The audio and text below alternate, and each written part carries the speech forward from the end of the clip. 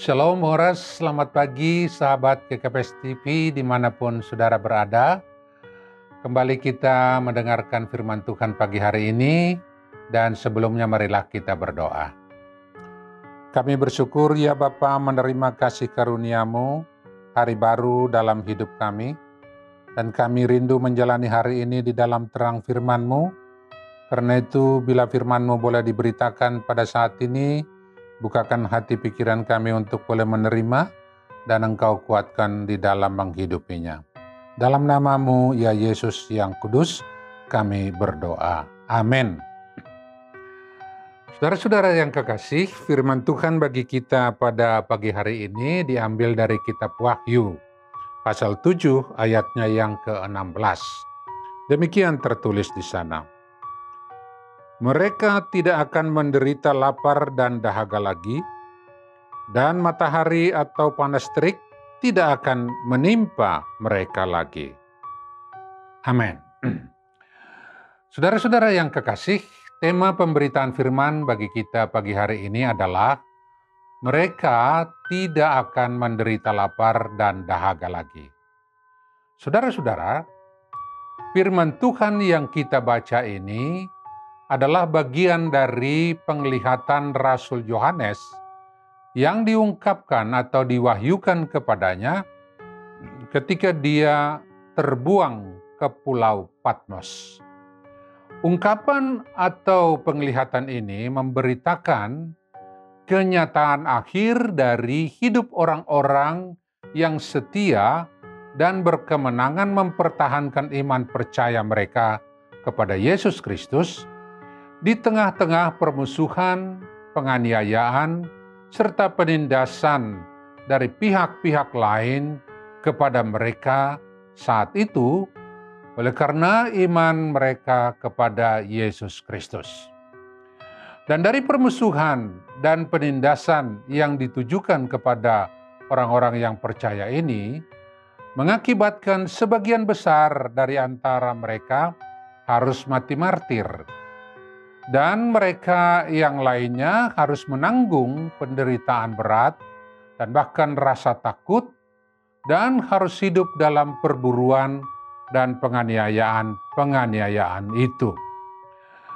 Untuk meneguhkan jemaat yang teraniaya ini dan menopang mereka agar tetap setia dalam imannya kepada Yesus Kristus, pada mereka lewat pewahyuan ilahi ini diberitakan bahwa semua penderitaan itu bukan kenyataan akhir yang mereka alami, tetapi sebagaimana Tuhan Yesus telah mengalahkan semua kuasa-kuasa si jahat, dan sebagaimana Dia sudah bertahta di dalam kerajaannya yang mulia, maka orang-orang yang setia percaya kepadanya pun pada waktu parusia nanti akan hidup bersama-sama dengan Dia dalam kemuliaan kerajaannya. Atau seperti yang dikatakan Yesus sendiri yang dicatat dalam Yohanes 14 ayat 3b, di sana dikatakan, supaya di tempat di mana aku berada, kamu pun berada.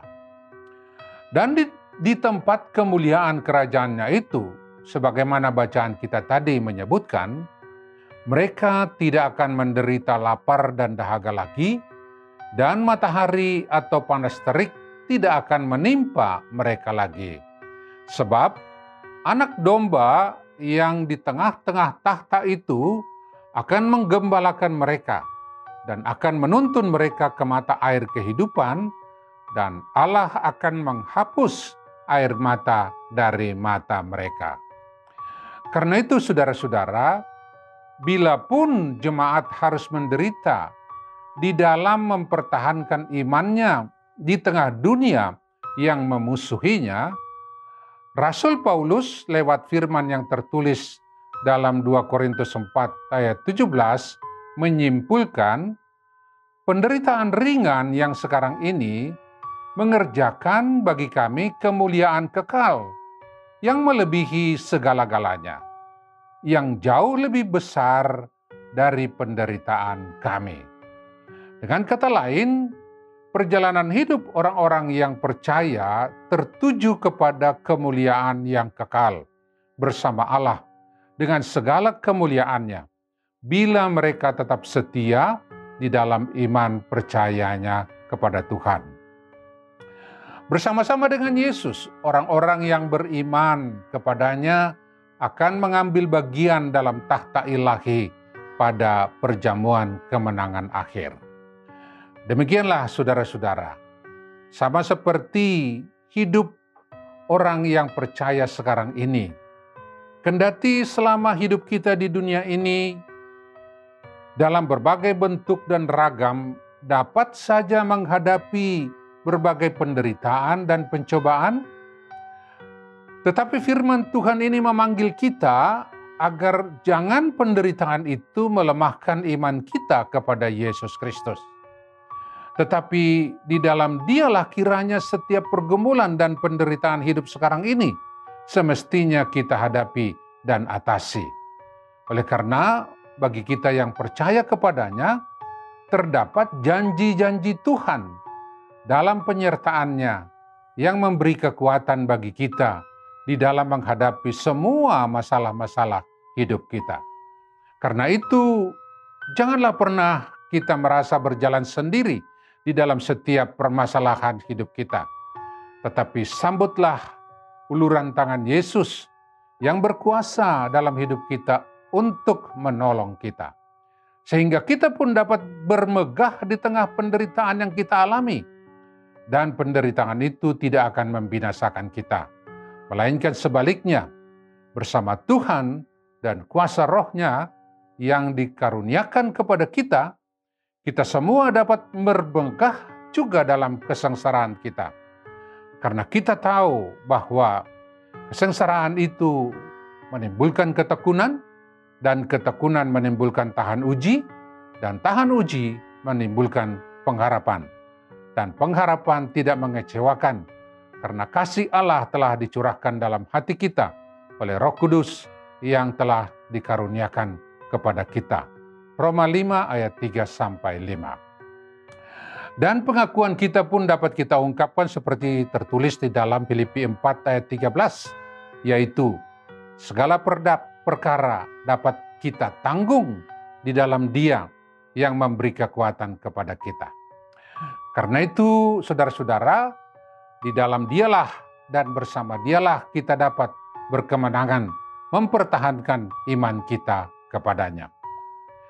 Satu hal lagi yang mau saya sampaikan, saudara-saudara, bahwa hari ini tanggal 31 Oktober, sebenarnya gereja-gereja Protestan memperingati reformasi yang dilakukan oleh Martin Luther. Pesan reformasi itu tetap relevan kepada kita, yaitu agar jemaat hidup di dalam terang kebenaran firman Tuhan yang murni, serta iman yang teguh, oleh karena semua itu bersumber dari kasih karunia atau anugerah Allah saja di dalam Yesus Kristus bagi kita.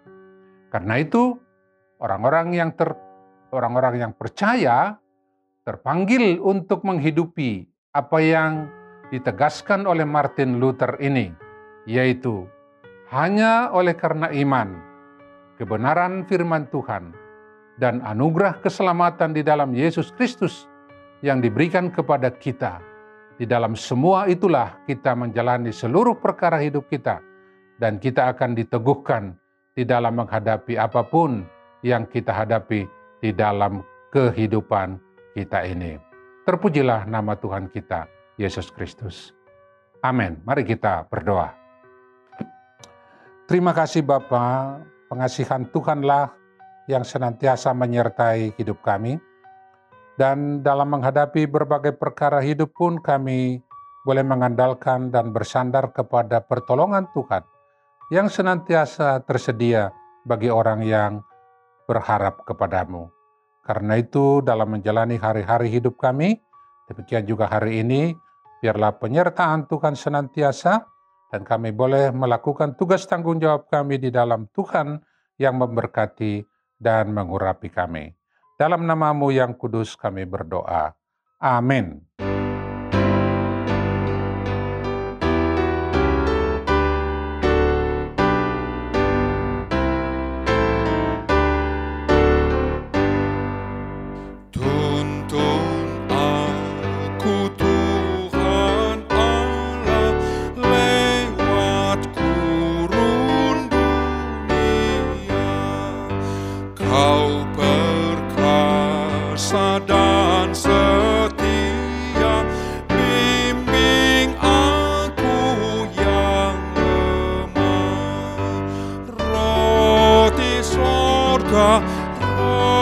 Roti sorga, puaskanlah jiwaku, puaskan